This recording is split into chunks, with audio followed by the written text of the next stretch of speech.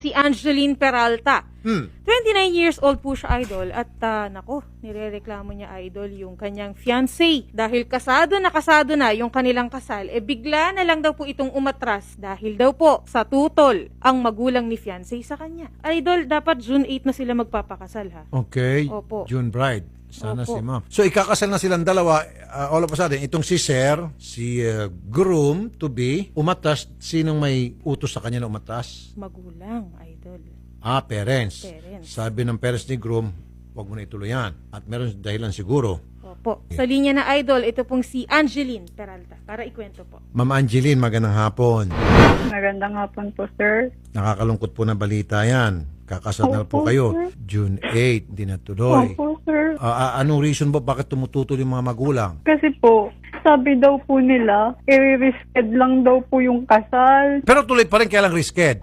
Po, hindi na po sila nagbigay po ng month po kung kailan. Tapos tinatanong ko po si JO1 Brutas, hindi po siya nagbibigay. Tapos sinabi po niya, hindi na po daw alam kung itutuloy niya. Ang balita ko po, yung mga magulang daw po ang tutol. Bakit po Opo. nakikialam yung parents ni Jail Officer 1? Hindi ko po alam, sir, kasi sabi po sa akin ng magulang, i-risked lang daw po. Tapos malalaman-laman ko po sa kanya mismo na hindi na po itutuloy. Gaano kayo katagal magkarelasyon, ma'am, hanggang May sa po isang nakapag-decide kayo? taon.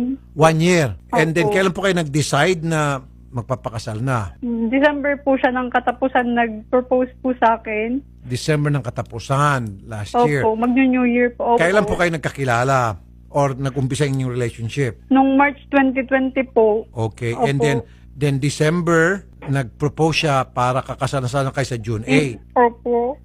Okay. Now, hindi alam ni ma'am ang dahilan. Well, alamin na natin, diretso. From the horse's mouth, ika nga, Mr. Alexander John Brutas, Jail Officer 1 ng BJMP. Sir, magandang hapon, Jail Officer.